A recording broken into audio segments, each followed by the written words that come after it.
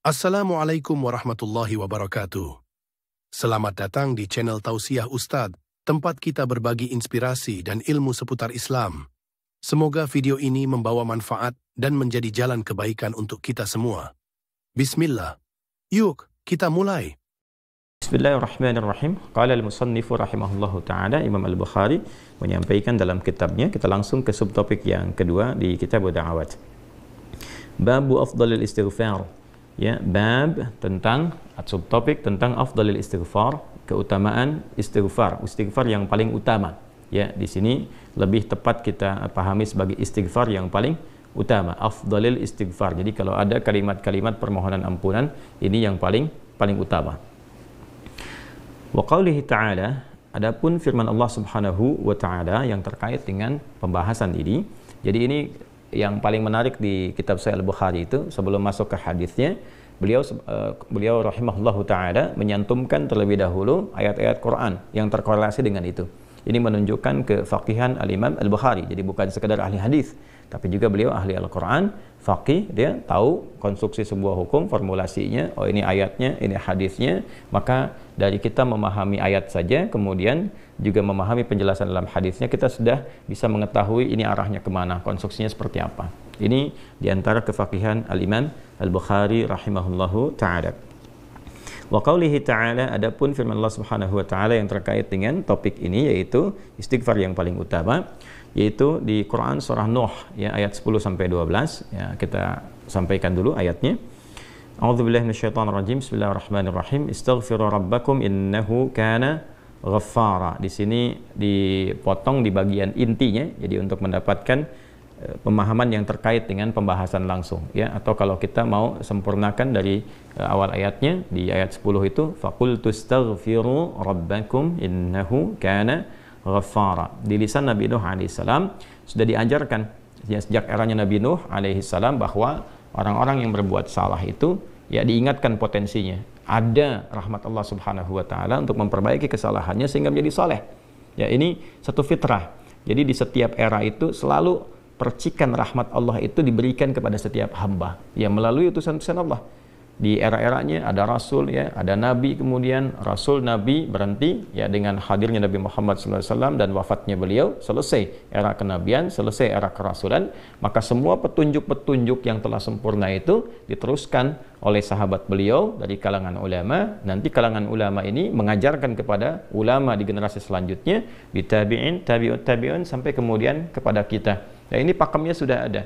Jadi dalam diri kita ini, boleh jadi setiap manusia itu kan tidak ada yang suci ya, kecuali para nabi dan rasul yang memiliki sifat maksum, dijaga dari kesalahan. Boleh jadi saya, Anda, kita berbuat satu kesalahan, tapi rahmat Allah menjadikan kita itu mendapatkan fitrah untuk memperbaiki itu. Nah, ini yang nggak dimiliki oleh setan. Setan itu salah ya salah, kan?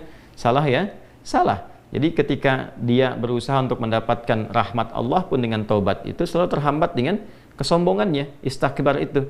Ya, satu kali ditawari untuk bisa mendapatkan ampunan pun ya, lalu diberikan satu syarat untuk hormat kepada jasadnya Adam pun kan, itu tetap kemudian dia abai. Sekali lagi saya ingatkan untuk menekankan bahwa kita ini tercipta sebagai manusia, bukan setan. Ya, sepanjang kita menyadari kita manusia dan berbuat salah, maka aktifkan sinyal taubat itu. Ya, sejak di era sebelumnya, bahkan di era Nabi Adam alaihissalam turun ke muka bumi, kemudian juga berkeluarga, ya risalah-risalah tentang taubat itu selalu kemudian disampaikan. Nah, di era Nabi Nuh alaihissalam, rasul pertama. Jadi kalau Adam itu nabi yang pertama, Nuh alaihissalam rasul yang pertama. Umatnya salah, maka dengan kasih Allah Subhanahu wa ta'ala diturunkanlah kemudian pengingat ya, lewat fitrah kemanusiaan ini, lewat Nabi Nuh alaihissalam disampaikan, faqul tustaghfiru rabbakum innahu kana ghaffara.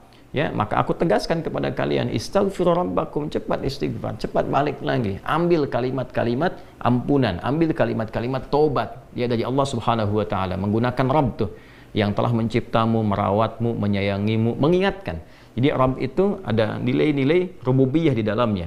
Ya, ada sifat-sifat rububiyah. Ya, bukan sekedar mencipta, tapi juga merawat, memberikan perhatian, memberikan kebutuhan. Kalau dalam bahasa bebasnya Allah seakan ingin mengatakan, hei, aku kan yang cipta engkau, ya kan? Engkau berbuat salah, aku berikan kesempatan untuk saleh. Aku kirimkan di kalimat taubat, aku berikan kesempatan untuk memperbaiki diri.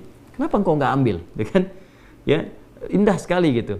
Ya, aku ciptakan engkau, engkau salah, aku berikan jalan soleh. Kenapa ketika aku berikan jembatan untuk memperbaiki diri, engkau tidak ambil? Maka lewat Nabi Nuh alaihissalam, sejak di era kerasulan pertama itu diingatkan, sampai nanti puncaknya di era Nabi Muhammad sallallahu alaihi wasallam. Faqultu astaghfiru rabbakum innahu kana ghaffara. Kata Nabi Nuh alaihissalam, aku tegaskan, innahu kana ghaffara. Sungguh Allah subhanahu wa ta'ala itu telah menetapkan pada dirinya bahwa ia maha mengampuni seluruh dosa-dosa. Jadi ada ghafir, ya, ada ghaffar, ada ghafur, dan nanti dilekatkan dengan rahim pada puncaknya. Ya, misalnya di surat Ghafir di ayat yang ketiga, ghafiridz dzambi wa qabilit taubi, itu menggunakan kata ghafir. Lalu kalau kita jadikan superlatif, ya, dinaikkan lagi tingkatnya menjadi lebih banyak, terus mengampuni dosa, mengampuni lagi, itu dirubah kalimat dari ghafir menjadi ghaffar. Kalau tanpa batas diberikan kemudian sifat yang ketiga yaitu ghafur. Ya, kalau hamba menyimpulkan apakah memang masih diterima, maka Allah turunkan puncaknya berupa sifat rahmatnya, rahim. Qul ya ibadiyalladzina asrafu ala anfusihim la taqnatu min rahmatillah. Innallaha yaghfiru dzunuba jami'a. Quran surah ke-39 ayat 53. Balik ke sini. Ya, jadi ini gambaran yang pertama. Sejak di era kenabian turun yang Al-A'raf ayat 23 itu Rabbana zalamna anfusana. Dan Nabi Adam alaihissalam mendapatkan kalimat itu. Lalu di era Nabi Nuh alaihissalam sebagai rasul pertama diingatkan juga dengan potensi sifat-sifat kebaikan ini yang menjadikan manusia tertuntun untuk senantiasa berbuat baik. Lalu apa sifat rahmatnya? Ya, jadi kalau kita kembalikan ke konstruksi Al-Baqarah ayat 37, tadi kan saya katakan di awal, ya, Allah menegaskan seorang yang taubat ingin merubah dirinya dari salah menjadi saleh, bukan sekedar dituntun oleh Allah, tapi juga dipercikan kasih sayang Allah kepadanya. Rahmat Allah diberikan.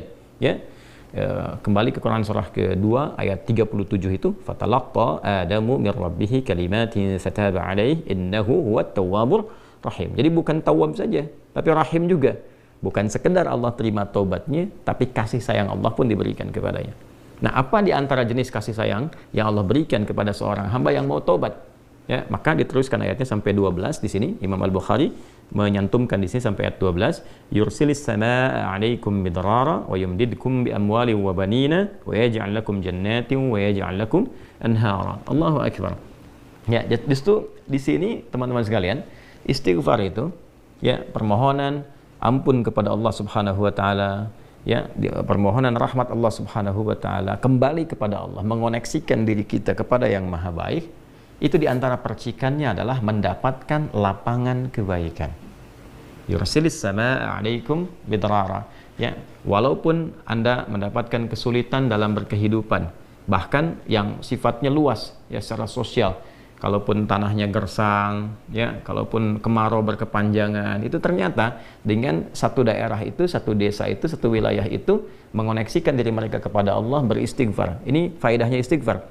Dengan beristighfar kepada Allah, taubat dari maksiat, ternyata bisa mendatangkan rahmat bukan hanya untuk pribadinya, untuk satu wilayah. Ya, ini pelajaran dari Quran. Ya, Allah akan memberikan kesan begini, jangankan bagi setiap personalnya, setiap orangnya, ya kan? Ada masalah sekampung pun, contohnya kekeringan misalnya, contohnya kemarau, lalu sekampung itu, ya, atau ada orang-orang soleh di situ yang membiasakan taubat kepada Allah, istighfar kepada Allah, mengoneksikan dirinya kepada Allah, ya kan?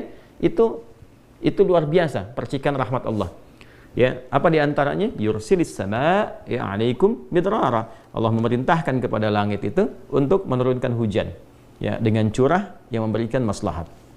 Kemudian wa yumdidkum bi amwalin wa banina. Ya, lantas kemudian melapangkan kepada engkau urusan hartamu, ya, bahkan memberkahi engkau dengan keturunan-keturunan yang baik. Jadi masya Allah, ya, orang tua yang rajin istighfar, suami yang rajin istighfar, itu ternyata bukan sekedar menjadikan ia mendapatkan penerimaan taubat. Dia berhenti dari perbuatan maksiat, usaha-usaha yang tidak baik, dagang yang tidak benar, itu kan perbuatan curang, ya, perbuatan menipu, perbuatan-perbuatan yang tidak elok, korupsi, jauhi potensi itu. Disogok dia hindari, diajak korupsi dia jauhi dan sebagainya. Lalu konsisten pada kebaikan dan dia isi dengan istighfar. Astaghfirullahalazim, astaghfirullahalazim. Rabbana zalamna anfusana wa illam taghfir lana wa tarhamna lanakunanna minal khasirin. Dia konsisten pada kebaikan itu, wa yumdidkum bi amwal. Allah akan lapangkan dia pada harta-harta yang lebih berkah. Allahu akbar. Itu faedah istighfar. Jadi kalau kita biasakan bertekad, berniat memperbaiki diri dari yang salah menjadi baik, itu Allah sudah berikan motivasi. Aku bukan hanya terima taubatmu, tapi aku rubah keadaan hidupmu lebih istimewa, lebih mahal nilainya dibandingkan dengan keadaan sebelumnya yang terlihat seperti fata morgana. Kemudian dikuatkan dengan Quran surah ketiga Ali Imran ayat 135, ya. Di sini disampaikan Allah Subhanahu wa taala berfirman, a'udzubillahi minasyaitonir rajim. Bismillahirrahmanirrahim.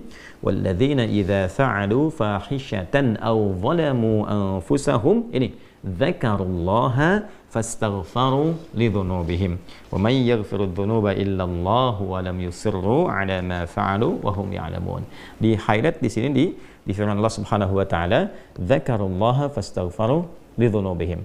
Ya, yaitu orang-orang yang mendapatkan rahmat Allah Subhanahu wa taala itu. Jadi ini korelasinya dengan ayat 133. Jadi ayat 133 itu Allah Subhanahu wa taala berjanji bagi orang-orang yang menyegerakan istighfar. Jadi ingat dosa hari ini nih. Sekarang misalnya malam nih, kita ingat ada dosa yang dikerjakan. Lantas ketika ingat itu istighfar. Istighfar, minta ampun sama Allah, gitu kan? Itu menyegerakan sesuatu tanpa jeda disebut dengan sara'a. Ya, sara'a. Jadi ada sa'a, ada sara'a. Kalau sa'a itu menyegerakan sesuatu dengan persiapan. Tapi kalau dia bersegera cepat, nyaris tanpa jeda, itu menggunakan sara'a. Sehingga guru-guru mengatakan bisurah, cepat, nggak usah banyak jedanya, ya kan? Nah, di Ali Imran ayat 133 Allah berfirman, wasari'u ila maghfiratim min rabbikum. Kalau engkau merasa ada salah, bergegas, jangan tunda-tunda.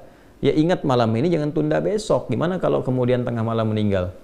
Ya, segera istighfari. Nah, orang yang menyegerakan istighfar saat ingat kesalahan, apa yang didapatkan? Wa jannatin arduha as-samawati wal ardu uiddat lil muttaqin.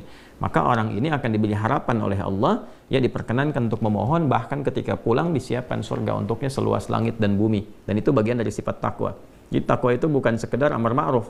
Saat Anda ingat sholat, Anda ingat puasa, ingat baca Quran. Tapi takwa juga ada bagiannya nahi mungkar. Saat Anda ingat salah, lalu Anda taubat. Ya, saat Anda ingat salah, Anda pengen jadi soleh. Saat Anda ingat maksiat, Anda ingin taubat. Itu bagian dari takwa. Nah, bagaimana kemudian cara mengimplementasikan itu semua? Nah, ini poinnya. Ya, walladzina idza fa'alu fahishatan aw zalamu anfusahum dzakarullaha fastaghfaru lidzunubihim. Artinya, semua orang dengan keadaannya berpotensi berbuat salah. Ya, kecuali tadi Nabi dan Rasul yang punya sifat maksum. Ya, Allah jaga dari kesalahan. Kita yang bukan Nabi, bukan Rasul, itu berpotensi salah. Apapun profesinya, apapun jabatannya, apapun tugasnya, berpotensi salah. Ya, idza fa'alu fahisyah, ketika dia berbuat fahisyah. Ya, fahisyah itu pernah saya sampaikan, ya, turunannya nanti fahsya namanya. Jadi sifat kesalahan yang muncul dari syahwat. Ya, al-zalamu anfusahum, atau bentuk mungkar, menempatkan sesuatu bukan pada tempatnya. Nah, saat seseorang berpotensi salah, ya, dari fahsya dan mungkarnya, dia berbuat perbuatan dari dorongan syahwatnya atau mungkar, dari keinginan nafsu perut dan akalnya, dia berbuat yang salah, lalu zakarullah, dia ingat Allah. Nah, ini poinnya. Ini menarik sekali nih. Ini menarik sekali. Kok lanjutan ayatnya zakarullah? Bukan dia sadar bahwa dia itu telah berbuat salah. Kenapa zakarullah? Ini poinnya. Ya. Karena Allah ingin selalu menautkan sifat seorang hamba menjadi baik itu dengan rahmatnya. Ini poinnya. Jadi kalau bukan rahmat Allah Subhanahu wa taala, mustahil kita bisa mengarah pada kebaikan. Allahu Akbar. Ya, lillah, karena Allah. Terima kasih sudah menonton. Jangan lupa like, share, dan subscribe untuk mendukung dakwah ini. Sampai jumpa di video berikutnya. Wassalamualaikum warahmatullahi wabarakatuh.